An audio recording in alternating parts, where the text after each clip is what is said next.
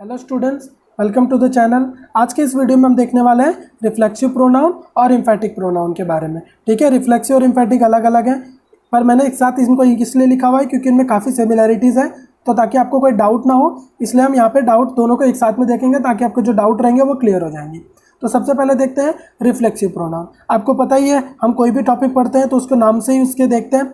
तो रिफ्लेक्सिव का अगर नाम को हम देखते हैं तो ये वर्ड कहाँ से आया? रिफ्लेक्ट से आया। अब रिफ्लेक्ट का मतलब क्या होता है?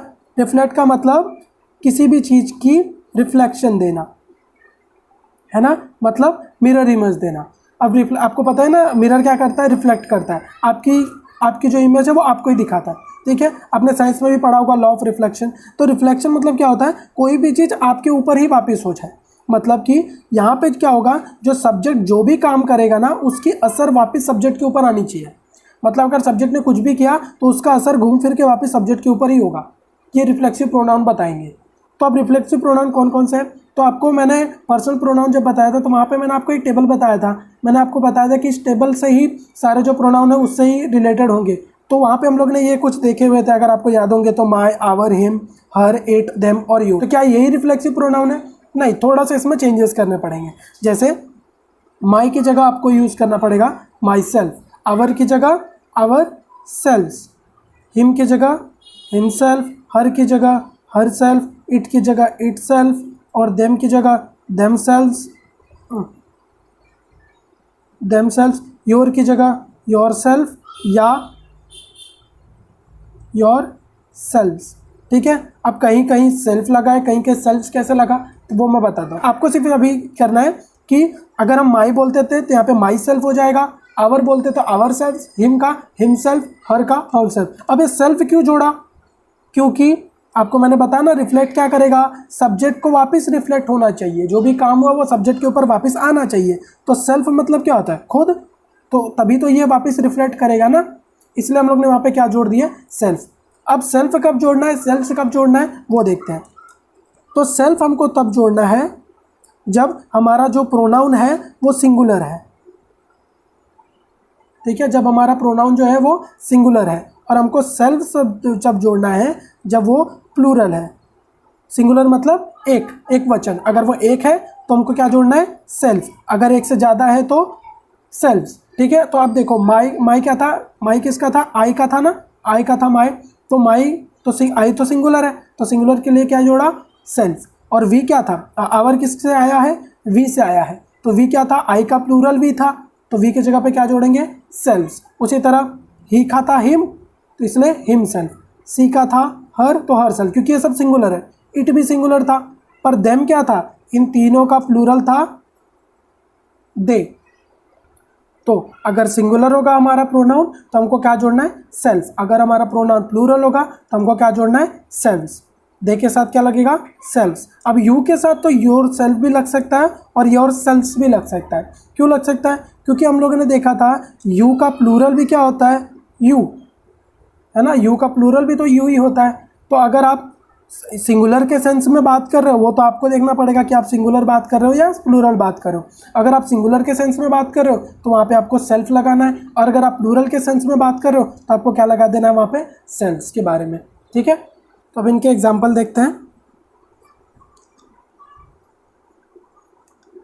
I do my work my self. अभी क्या लिखा मैंने? I do my work my self, मैं अपना काम खुद करता हूँ। तो ये जो वर्ड था ये क्या है? हमारा रिफ्लेक्सिव प्रोनाउन। क्यों? क्योंकि इसने रिफ्लेक्ट किया। आपका काम कौन करता है? आप खुद करते हो। और रिफ्लेक्सिव प्रोनाउन क्या बोलता था? कि जो भी काम सब्जेक्ट करेगा उसका रिफ्लेक्शन उसी के ऊपर जाना चाहिए। तो यहाँ पे आपका काम कोई और नहीं कर रहा, आप खुद कर रहे हो। ठीक है, तो इसका रिफ्लेक्शन आपके ऊपर जा रहा है, तो इसलिए ये हो गया रिफ्लेक्सिव प्रोनाउन।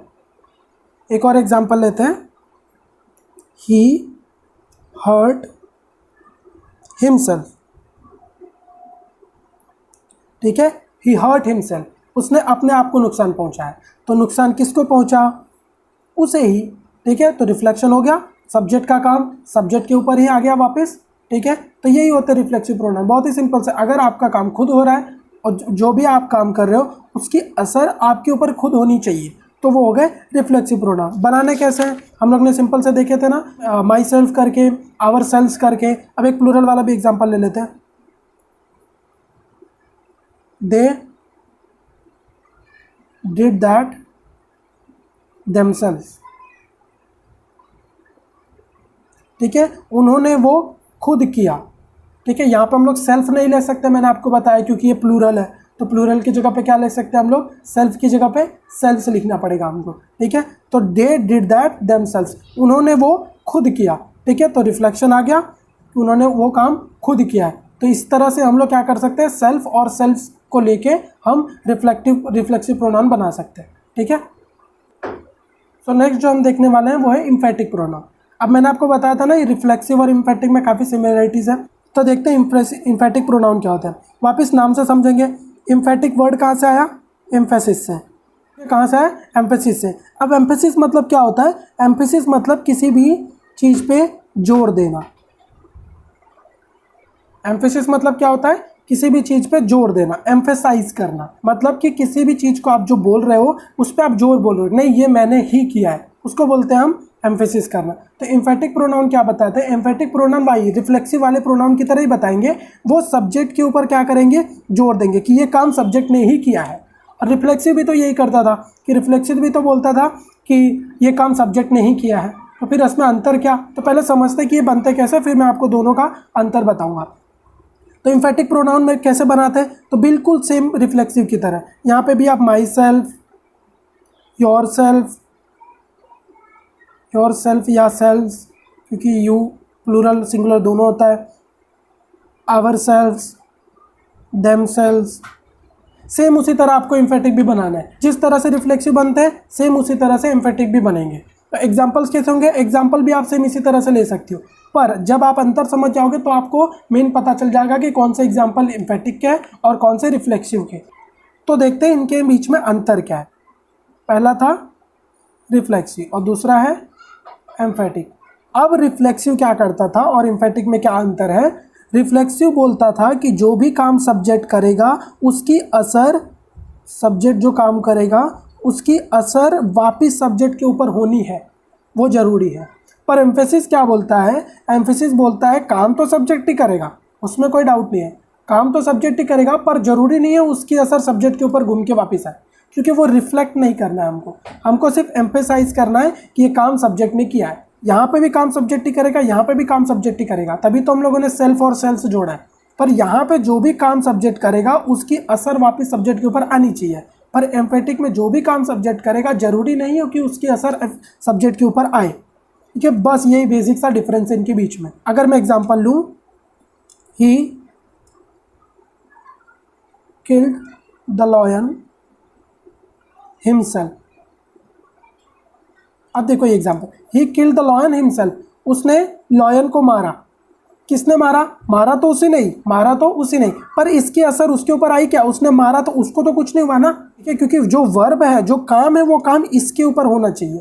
अगर इसके ऊपर हो रहा है तो वो रिफ्लेक्सिव है, अगर इसके ऊपर नहीं हो रहा है तो वो एम्फेटिक है। उसने अपने आप को नहीं मारा है, उसने लॉयन को मारा है। तो ये जो काम हुआ मरने का, वो सब्जेक्ट से कोई लेना देना नहीं है, मतलब सब्जेक्ट के ऊपर खुद अप्लाई नहीं हुआ वो काम। अगर सब्जेक्ट के ऊपर खुद अप्लाई नहीं हुआ तो वो इम्फेटिक हो गया। तो यहाँ पे जो ये वर्ड हिमसेल्फ है इसको हम बोलेंगे कि इम्फेटिक प्रोनाउन है।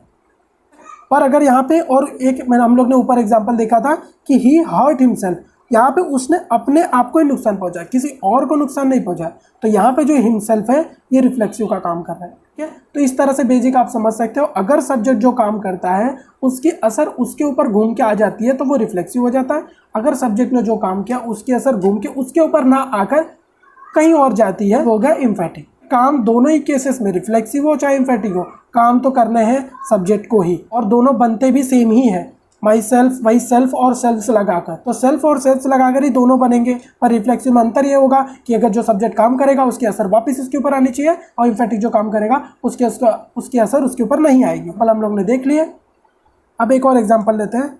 I did his work my self. यहाँ पे देखो, आई डिड हिज वर्क, काम किसका किया, अपना नहीं किया है, किसी और का है।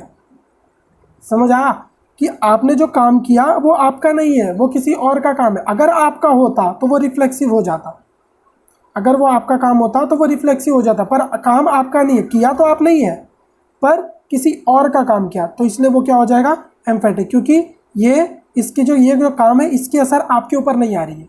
ठीक है, तो वही सिंपल सा जैसा मैंने आपको लॉजिक दिया, अगर आपके ऊपर आपने अपना काम किया होता तो रिफ्लेक्सिव हो जाता, तो ये जो वर्ड था ये हमारा रिफ्लेक्सिव प्रोनाउन हो जाता। अगर पर यहाँ पे आपने काम किसी और का किया तो वो जाएगा एम्फेटिक प्रोनाउन। तो आई होप आपको ये एम्फेटिक और रिफ्लेक्सिव समझ में आया होगा। फिर भी अगर कोई आपके डाउट होते हैं तो कमेंट बॉक्स में लिख दीजिएगा।